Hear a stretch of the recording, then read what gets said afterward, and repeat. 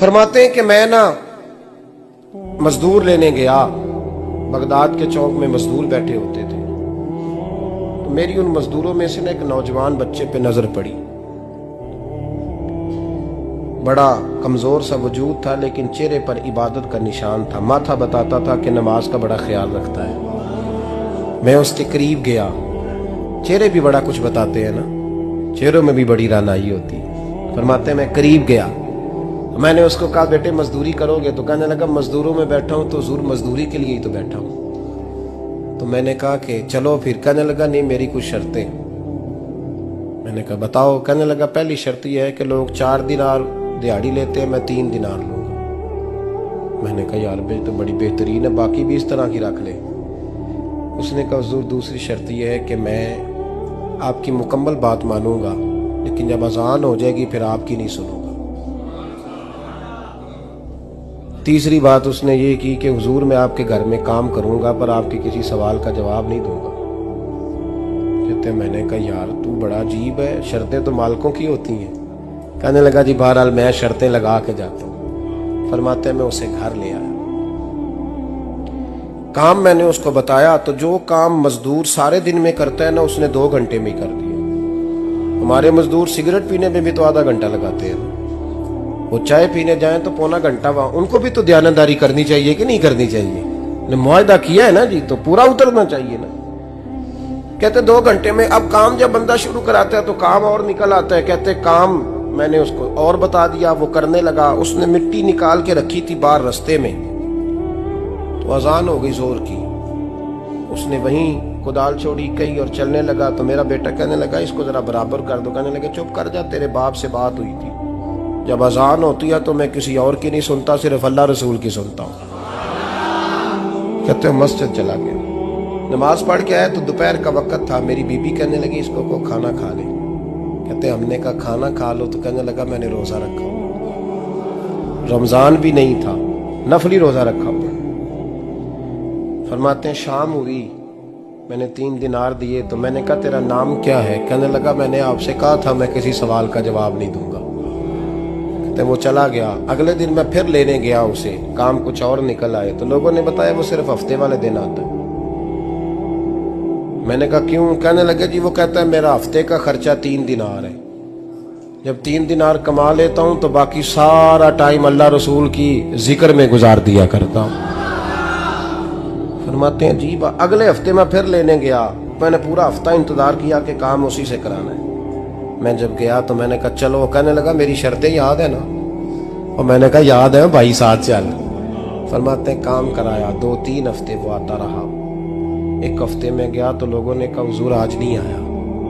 क्यों? कहने लगे बीमार हो गए। कहाँ घर है? कहने लगे बगदाद के कब्रिस्तान के पीछे जो कच्ची आबादी है उसमें रहता है। फरमाते मैं गया, दरवाजे पे दस्तक दी तो कहने लगा हुजूर आप हैं? दरवाजा खुला है, आ जाइए। फरमाते हैं मैं अंदर गया तो मैंने कहा तुम्हें कैसे पता चला मैं आया हूँ? कहने लगा हुजूर अल्लाह वाले हो, आप नहीं आना था, वरना अमीर तो गरीबों का पता लेने कोई नहीं आते।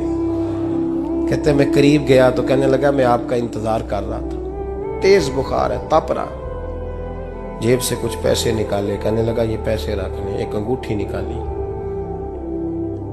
कहने लगा हुजूर आज रात को मेरा इंतकाल हो जाएगा, इन पैसों का कफन खरीद के सुबह जनाजा पढ़ के मुझे दफन कर देना, और जब दफन करो तो ये अंगूठी लेके असर के बाद हारून रशीद के पास जाना। आप उसे कहना मैंने मिलना है पर वो आपको टाइम नहीं देगा। आप उसको आवाज दीजिएगा कि तेरी एक अमानत है मेरे पास, फिर वो आपसे मिलेगा तो अंगूठी दे दे, फिर आप मेरी तरफ से फारिग हैं। हजरत फरमाने लगे तेरा नाम? और कहने लगा हुजूर वक्त थोड़ा है, आज रात मैंने जाना है, बड़ी लंबी माफी मांगनी है रब करीम से, अगर मुनासिब समझे तो मुझे अपने रब से तन्हाई कर देने। फरमाते हैं मैं आ गया पर उसकी बातों ने मुझे सारी रात सोने नहीं दिया। फरमाते सुबह बड़ी मुश्किल से सूरज निकला, मैं गया दरवाजे पे हाथ रखा तो दरवाजा खुला हुआ था। अंदर दाखिल हुआ तो खुशबुएं मेरा इस्तकबाल कर रही थी। जब चेहरे से कपड़ा हटाया तो उसका तो इंतकाल हो चुका। इंतकाल हो चुका है, ऐसे है जैसे किसी का दीदार करके सोया। कहते मैं तो 2 आदमी ले गया था जनाजे पे, पर पता नहीं दुनिया किधर किधर से आई, कहां कहां से। अखा जदों मीटियां जमाना मैनू रोवेगा, अपना ते अपना बेगाना मैनू रोवेगा। फरमाते हैं मैं तो 2 बंदे ले गया था, पर पता नहीं मखलूक कहां कहां से आई। जनाजा पड़ा, दफन किया। हारून रशीद के पास में असर के बाद गया, मैंने बुलाना चाहा पर बादशाह था, मेरी तरफ देखा ही नहीं। मैंने उसको कहा तेरी एक अमानत मेरे पास है। फरमाते हैं मुझे कोने पे ले गया, क्या बात है, कमरे में बुलाया, मैंने अंगूठी दी। हारून रशीद तो चीखे मारने लगा, कहने लगा अंगूठी वाला कहाँ है?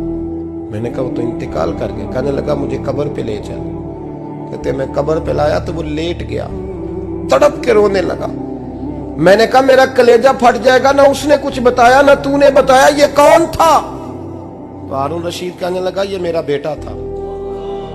मैंने कहा तेरा बेटा और मजदूर? कहने लगा हुजूर ये हजरत दाऊद ताई के पास बैठा करता था, उनका मुरीद था, मुझे रोज कहता था अब्बा तूने बड़ी दुनिया इकट्ठी कर ली है, मरते वक्त तुझसे टांगे समेटी नहीं जाएंगी, इतना हिसाब नहीं तू दे सकेगा। मैं इसको समझा देता, इसकी अम्मा समझा देती। ये रोज हमें कहता छोड़ दो, आ जाओ अल्लाह रसूल की बारगाह में झुक जाएं। हम समझ। एक दिन ये चला गया, कहने लगा फिर तुम्हारा रास्ता और है और मेरा रास्ता और है। ये सोने की अंगूठी गलती से इसके पास रह गई, गलती से हीरे की अंगूठी चली गई। कहने लगा देखो मेरे बेटे ने आज वो भी वापस कर दी है।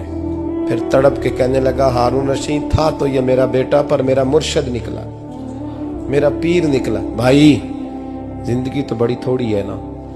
बाबा साहब ने कहा था उठ फरीदा सुत्या, और दाढ़ी आ गया पूर, अग्गा नेड़े आ गया, पिछा रह गया दूर। उठ फरीदा सुत्या, खलकत वेखन जा, मते कोई मिल जाई बख्शिया ते तू ही बख्शिया जा। उठ फरीदा सुत्या, झाड़ू दे मसीत, तू सुते रब जागदा, तेरी डाडे नाल परीत। मेरा रब हमें भी अपनी बारगाह में कबूल फरमा।